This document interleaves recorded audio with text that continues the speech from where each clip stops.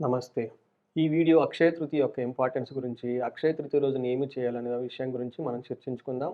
29వ తారీఖు ఏప్రిల్‌న చాలా అత్యంత ఉత్తమమైన రోజు. ఆ రోజు నుంచి బుధవారము 30వ తారీఖున మనకి అక్షయ తృతీయ ఉంది. 30వ తారీఖున బుధవారము 2:33 వరకు అక్షయ తృతీయ ఉంది.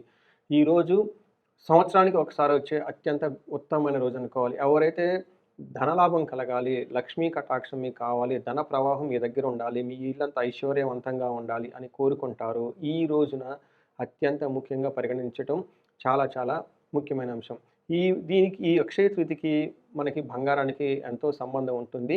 మనకి అమ్మవారికి బంగారానికి చాలా సంబంధం ఉంటుంది.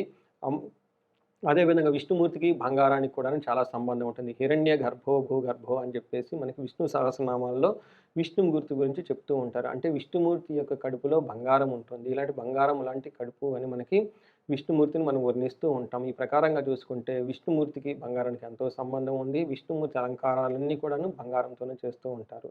అలానే అమ్మవారికి శ్రీ సూక్తం అని ఉంటుంది. ఈ శ్రీ సూక్తంలో ఇది వేద మంత్రం. వేద మంత్రంలో బిగినింగ్‌లోనే అమ్మవారిని మన గురించి చెప్తూ ఏమంటారంటే హిరణ్యవర్ణాం హరిణీం సువర్ణ రజతస్రజాం అని చెప్తా ఉంటారు. చంద్రాం హిరణ్మయీం లక్ష్మీం జాతవేదో మా ఆవహ అని మనకి శ్రీ సూక్తంలో ఫస్ట్ అమ్మవారి గురించి చెప్పేటప్పుడు అమ్మవారు బంగారంలాగా ఉంటారు. బంగారు నగలతో అలంకరించబడి ఉంటారు. వెండి నగలతో అలంచబడి ఉంటారు. అంతేకాకుండా అమ్మవారు సువర్ణ సువర్ణమయమై ఉంటుంది, బంగారమయమై ఉంటుంది అని చెప్పేసి అమ్మవారి గురించి బంగారంతో అమ్మవారు ఎలా ఉంటుందో చెప్పుకుంటారు. అయితే ఈ రోజున చాలామంది బంగారం కొనొచ్చా, కొనకూడదా ఇదంతా ఒక మూఢనమ్మకం అని చెప్తున్నారు కాబట్టి అది కాదు. ఇప్పుడు నేను చెప్పిన ఈ మనకి వేదాలు ప్రమాణం కాబట్టి వేదాల్లో అమ్మవారి బంగారం లాగా ఉంటుందని, అలానే మనకి విష్ణు సహస్రనామంలో విష్ణుమూర్తి గురించి బంగారం గురించి మాట్లాడారు కాబట్టి ఈ టైంలో బంగారం కొంటే అత్యంత ఉత్తమం. బంగారు నగలను పూజించి మనం ధరించిన ఎంతో ఉత్తమం. అంతేకాకుండా అక్షయ తృతీయ రోజున అందరికీ బంగారం కొనలేరు కాబట్టి పుణ్యప్రదమైన వస్తువులు మనం కొనుక్కుంటే చాలా మంచిది. పసుపు, కుంకుమ, తర్వాత డ్రై ఫ్రూట్స్ ఇలాంటివన్నీ కొనుక్కుంటే మనకు చాలా మంచిది.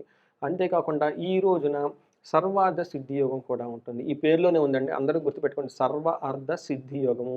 సర్వం అంటే అన్నీ, అర్థం అంటే సంపదలు, సిద్ధి అన్ని సంపదలు మనకు సిద్ధించే ఈ రోజు అని మనం తెలుసుకోవాలి.